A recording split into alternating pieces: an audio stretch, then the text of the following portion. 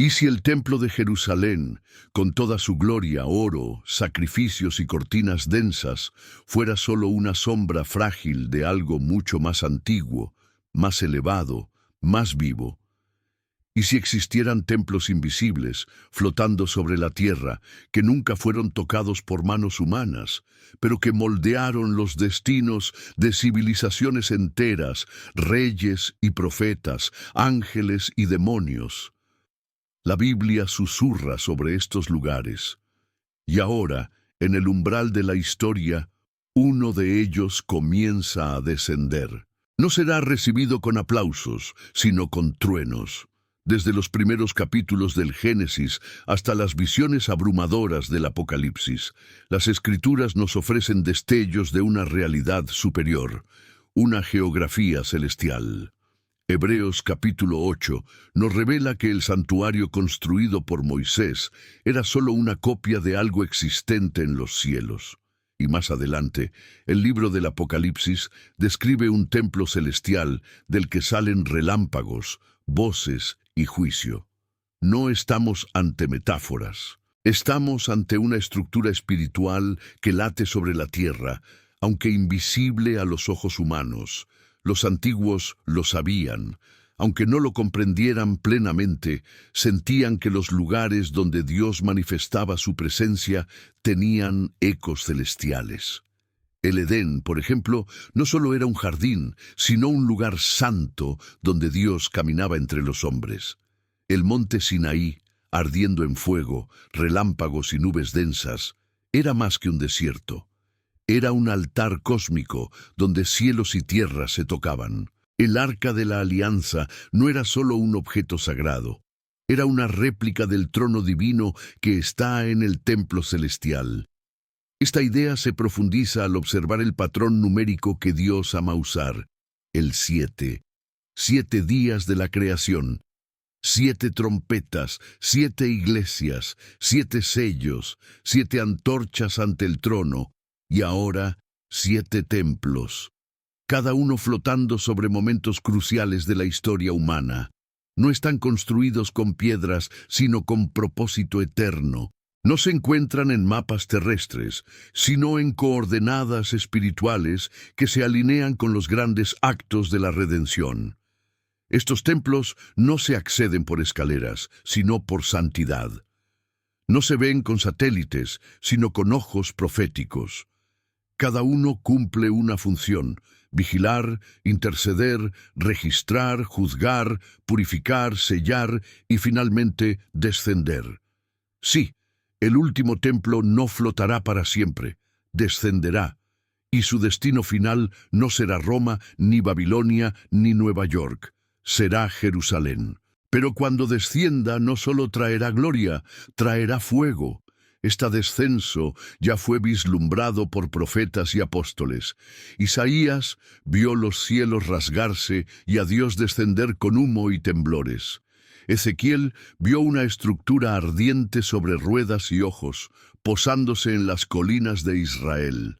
Juan, exiliado en Patmos, vio el templo abrirse en los cielos y de él salir ángeles con copas de ira y truenos sagrados. Todos estos relatos apuntan al mismo clímax, el momento en que el último templo flotante tocará la tierra.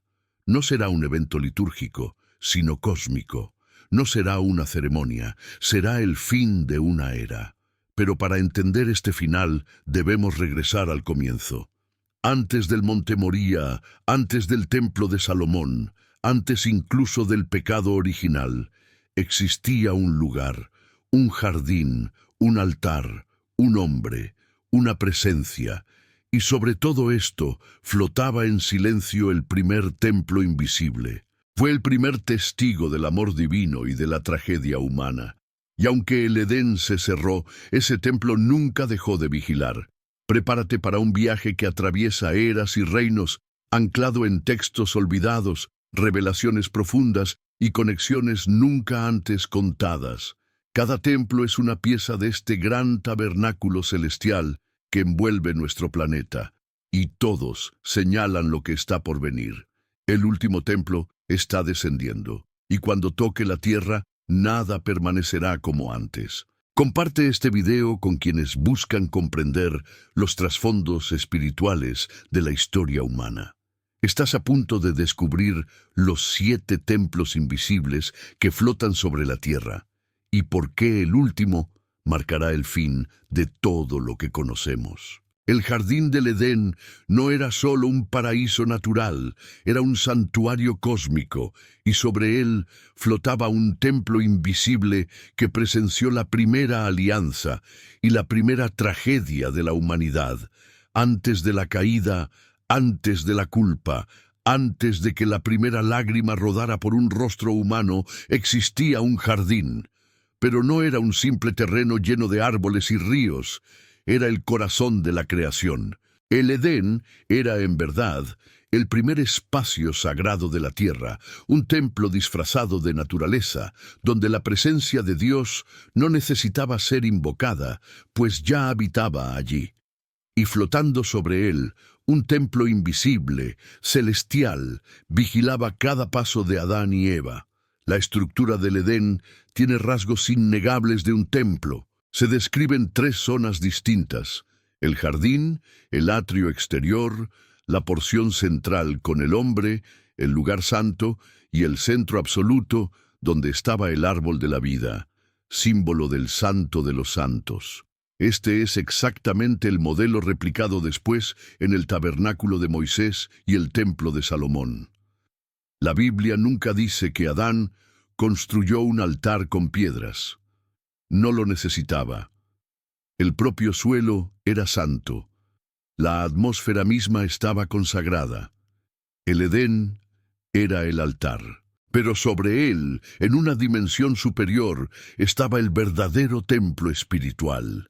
No estaba hecho de oro, ni sostenido por pilares de cedro, sino por la gloria directa de Dios. Este templo invisible estaba perfectamente alineado con el jardín, como si fueran 2 niveles del mismo espacio.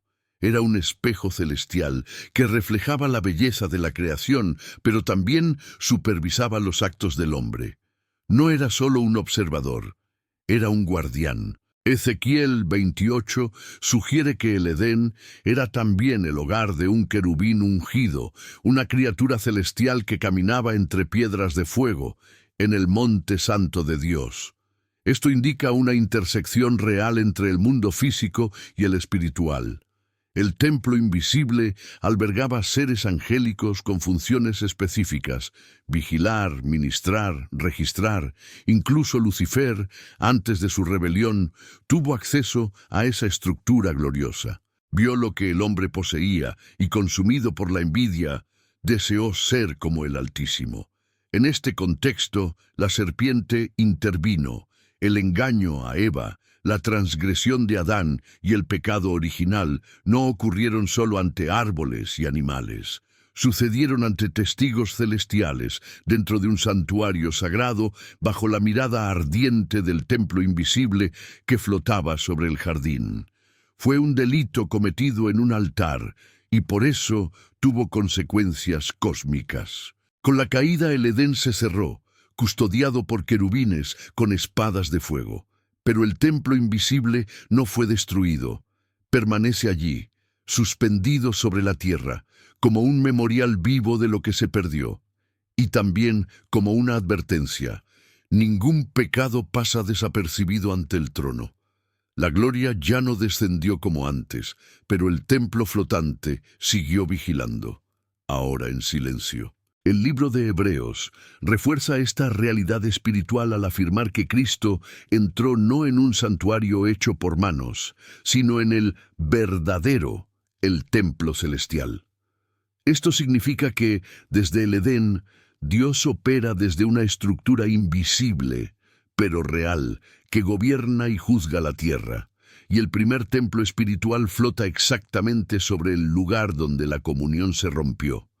Todavía está allí, silencioso, inmóvil, pero activo. Algunos dicen que, si hoy pudiéramos localizar el Edén físicamente, encontraríamos también vestigios espirituales a su alrededor. Voces antiguas, manifestaciones inexplicables. Tal vez luces visibles para ojos abiertos al mundo espiritual. Quizás lo que llamamos portales, zonas de intensa actividad sobrenatural, sean ecos de ese primer templo. Un altar flotante donde Dios derramó su aliento y donde el hombre eligió esconderse. El Edén fue el comienzo, pero no el fin. Porque aunque el templo superior aún está allí, su función cambió. Ya no vigila solo la belleza, sino su ausencia. Aguarda el retorno, la restauración y un nuevo Adán que reconecte los cielos y la tierra.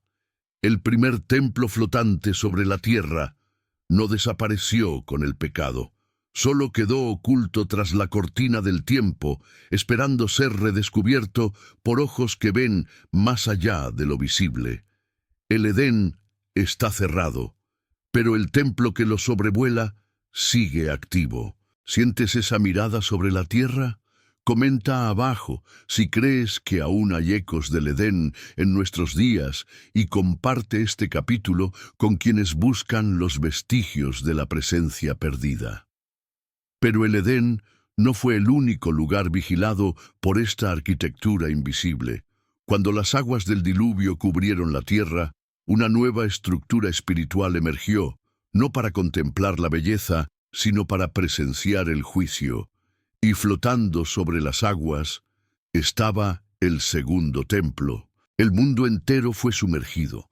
Hombres, animales, ciudades, torres e incluso gigantes desaparecieron.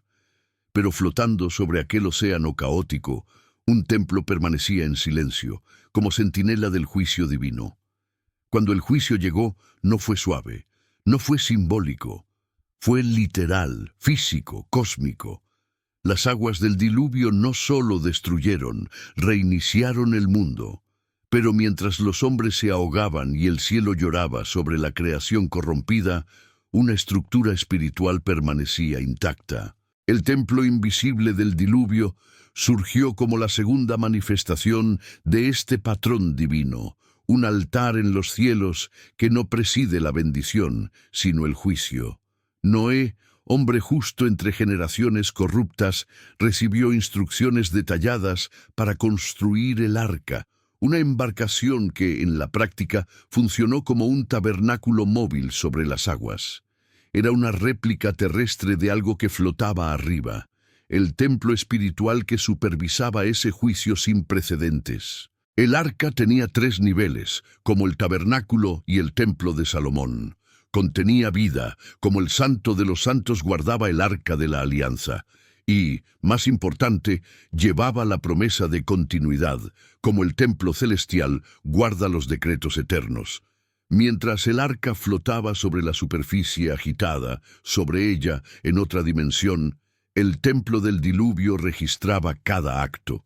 No era un templo de salvación inmediata, sino de registro y memoria. Su papel era ser testigo de los gritos, los clamores, los arrepentimientos tardíos y sobre todo de la fidelidad de un hombre que caminaba con Dios. No descendió para rescatar, permaneció como vigía, aguardando un nuevo comienzo.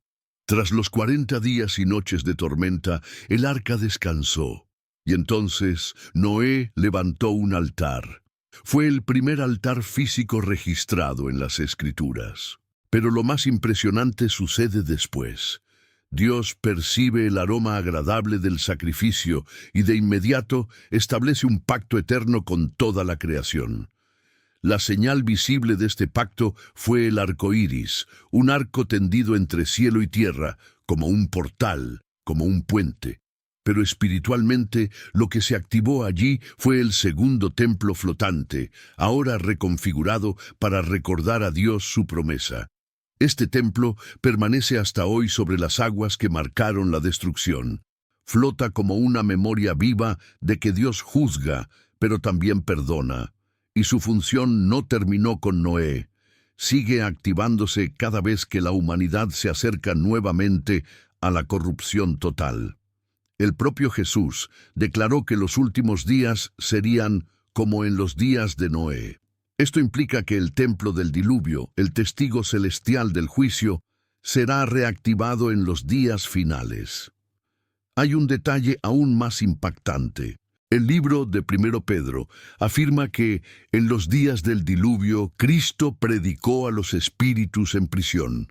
Esto significa que, mientras el mundo físico era inundado, el mundo espiritual estaba en conmoción.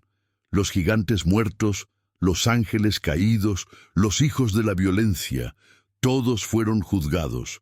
Y sobre este caos espiritual y material, el templo flotante registraba cada sentencia. Fue, y sigue siendo, un tribunal suspendido en el cielo. Si aceptamos esta visión, cada tormenta profética, cada calamidad global, cada catástrofe de proporción bíblica, no es solo un desastre natural, es un eco del segundo templo. Nos observa, mide nuestras acciones y espera la orden para descender nuevamente, pero esta vez no con agua, con fuego. El templo del diluvio no fue creado para ser habitado por hombres, sino para vigilar los ciclos de la humanidad. No es un lugar de adoración, sino de testimonio, y por eso su existencia nos inquieta.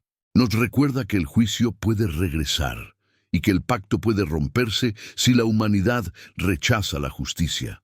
Cada arco iris en el cielo nos recuerda que, sobre nosotros, existe una estructura espiritual viva. Un templo que, aunque invisible, no está inactivo. Flota sobre el caos, esperando la próxima orden divina. La promesa de Dios aún está en el cielo, pero el templo del diluvio sigue vigilando la tierra. ¿Sientes que vivimos días similares a los de Noé? Comenta y comparte con quienes necesitan despertar ante lo que está sobre nosotros. Pero después de las aguas, vino el monte, y sobre el monte, un trono fue soñado por un rey. David vio un templo, pero no lo inventó. Solo captó un reflejo del tercer templo invisible, aquel que flotaba sobre Sión. David anheló construir una casa para Dios, pero pocos perciben que esa casa ya existía. Invisible, suspendida, esperando un reflejo humano que se atreviera a imitarla en la tierra. Mucho antes de las columnas doradas y el velo denso del templo de Salomón, existía un modelo celestial. Un diseño invisible flotaba sobre el monte Sión, brillando en dimensiones que los ojos mortales no podían captar. David, el hombre según el corazón de Dios, fue el primero en discernir no solo la voluntad divina, sino la forma de lo que flotaba sobre Jerusalén. Vio el templo invisible y supo, lo que quería construir ya estaba edificado en los cielos. El libro de 1 Crónicas 28 es clave. David revela que el diseño del templo no nació de su mente. Dios le dio el modelo de todo: utensilios, divisiones, medidas. El rey guerrero no fue arquitecto, sino profeta. Por inspiración, accedió a un plano celestial. Lo que Salomón construyó con piedras, oro y madera fue solo la sombra de un templo espiritual que flotaba sobre el monte. Este tercer templo invisible tenía una misión: establecer la gloria de Dios como centro visible del mundo. Mientras el Edén revelaba la presencia divina en la creación y el templo del diluvio manifestaba el juicio, el templo de Sión traía otro propósito: la adoración perpetua. Los salmos, escritos por David y sus descendientes, están llenos de alusiones a este templo. El Señor está en su santo templo. Adoren al Señor en la hermosura de su santidad. Desde su trono observa a los hijos de los hombres. Todos estos versos señalan un trono que no era terrestre, sino que flotaba sobre Jerusalén. Cuando Salomón consagró el templo físico, algo ocurrió. Fuego descendió del cielo, la gloria de Dios llenó la casa. Los sacerdotes no podían permanecer de pie. No era solo una visitación, era una conexión entre el templo visible y el invisible. Por un breve momento, ambos se alinearon, el de piedra y el de gloria, el humano y el eterno. En ese instante, Dios habitó entre su pueblo. Pero esa armonía no duró. Con el tiempo, el pecado contaminó las cortes, los altares y los corazones. El templo físico fue profanado, los sacrificios se volvieron vacíos, los sacerdotes se convirtieron en políticos. Cuando el templo terrenal fue corrompido, el templo celestial guardó silencio. Los profetas lo denunciaron, la gloria del Señor abandonó el templo. Ezequiel, en una visión perturbadora, vio la gloria retirarse lentamente del Santo de los Santos al umbral, a la ciudad, hasta desvanecerse de los ojos humanos. Pero el templo invisible nunca fue destruido, solo se desvinculó de su reflejo terrenal. Siguió flotando sobre Sión, ahora como memoria y lamento. Los salmistas continuaron cantando sobre él, incluso en el exilio. Los judíos, sin templo físico, oraban hacia Jerusalén, no por geografía, sino por la memoria espiritual de un templo que aún estaba allí, no en piedra, sino en el cielo. Durante siglos, este tercer templo flotante mantuvo su vigilia. Ya no era un reflejo, sino una profecía. No se manifestaba con fuego, sino con silencio. Aún así, su presencia era sentida por quienes oraban con el corazón contrito. Daniel, en el cautiverio babilónico, oraba hacia Jerusalén 3 veces al día. Sabía, el templo terrenal fue destruido, pero el santuario celestial permanece. Este templo invisible sobre Sión reaparece en el Apocalipsis. Juan ve la Jerusalén celestial descender del cielo, con un templo glorioso en el centro. Pero lo más sorprendente es que declara: no hay templo en la ciudad, porque el Cordero mismo es el templo. Esto revela que el tercer templo invisible es solo una fase de algo mayor, la manifestación plena de la presencia de Dios entre los hombres. Por tanto, el templo de David y Salomón fue más que una arquitectura sagrada. Fue una antena espiritual conectada a una realidad superior. Esa realidad aún late sobre Sión. Aunque los ojos no lo vean, aunque el templo físico esté en ruinas o ocupado, el templo celestial sigue allí, esperando el día en que cielo y tierra se alineen nuevamente. El templo físico pudo haber sido destruido, pero la estructura invisible sobre Sión permanece. Puedes sentirla. Comenta abajo y comparte con quienes esperan la restauración de la verdadera morada de Dios entre los hombres. Pero ni siquiera el templo de Salomón pudo contener el plan eterno, porque hubo un tiempo en que el propio templo celestial descendió, no en fuego, sino en carne. El cuarto templo invisible se manifestó como hombre, y su nombre era Jesús. Ningún profeta se atrevió a soñarlo, porque el cuarto templo no fue construido ni visto en los cielos. Se hizo carne y caminó entre nosotros. El Verbo se hizo hombre, y el templo habitó en medio del pueblo. En los evangelios, un escándalo silencioso se oculta en una afirmación simple. Jesús dice a los fariseos: «Destruyan este templo, y en 3 días lo levantaré». Ellos se burlaron, señalando el templo de Herodes, en construcción por más de 40 años. Pero el evangelista Juan explica: Jesús hablaba del templo de su cuerpo. No era solo una metáfora espiritual, revelaba un misterio profundo de la fe cristiana. El cuarto templo invisible no era un edificio, sino el propio Hijo de Dios. Desde el Edén, el plan de Dios fue habitar entre los hombres, pero los primeros templos eran solo preparaciones, sombras de algo infinitamente mayor. Cuando Cristo se encarna, el cielo toca literalmente la tierra. Él se convierte en el lugar de la presencia. En Jesús, todo el sistema sacrificial, sacerdotal y sagrado del Antiguo Testamento se concentra en una sola persona. Él es el altar, el cordero, el sacerdote, el velo, la gloria y el propio templo. Por eso, la encarnación es más que un milagro, es una invasión celestial. El templo espiritual, que siempre flotó sobre los grandes actos de la historia, toma forma humana. Al caminar entre nosotros, no solo sana y enseña, reconfigura la relación entre cielo y tierra. Cada milagro de Jesús es como una chispa del Santo de los Santos manifestándose en el mundo físico. Al tocar a los leprosos, lo impuro se vuelve puro. Al perdonar pecados, la cortina del templo celestial se mueve. Al expulsar demonios, los cielos tiemblan. La transfiguración en el monte fue un destello del verdadero templo que Él era. Ante Pedro, Santiago y Juan, su gloria rompió la carne y brilló como el sol. No era solo una muestra de divinidad, era la gloria del templo celestial irrumpiendo en la dimensión humana. Los discípulos cayeron postrados, incapaces de mirar, como los sacerdotes antiguos ante la gloria en el tabernáculo. Lo más impactante ocurrió en la cruz. Cuando Jesús expiró, el velo del templo físico se rasgó de arriba abajo. No fue casualidad ni un simple símbolo.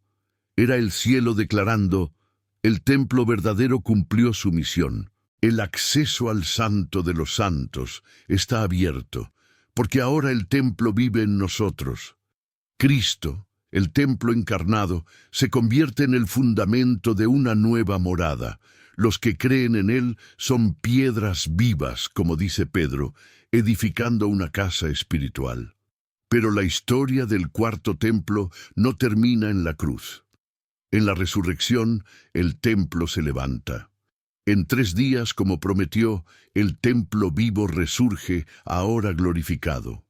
Y tras 40 días asciende a los cielos, pero no a cualquier lugar. El libro de Hebreos afirma que Cristo entra en el verdadero tabernáculo, no hecho por manos humanas, llevando su propia sangre.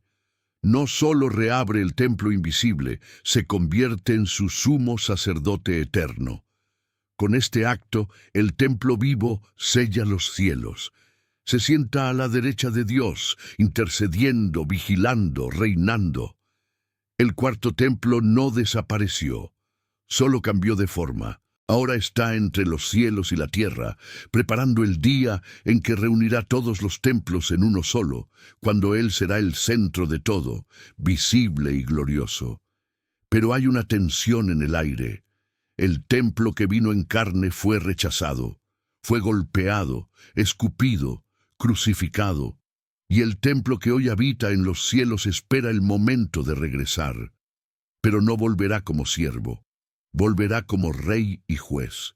El templo que caminó en misericordia regresará en fuego, y cuando descienda, no estará solo. El templo vivo ya estuvo entre nosotros y fue rechazado, pero prometió regresar. ¿Estás preparado para cuando el templo glorificado pise nuevamente la tierra?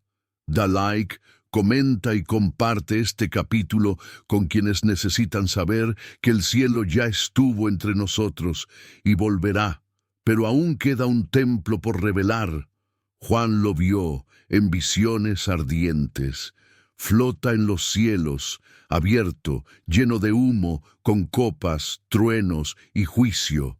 Es el último, y está descendiendo. Juan lo vio. No fue una metáfora ni una visión vaga, lo describió con claridad.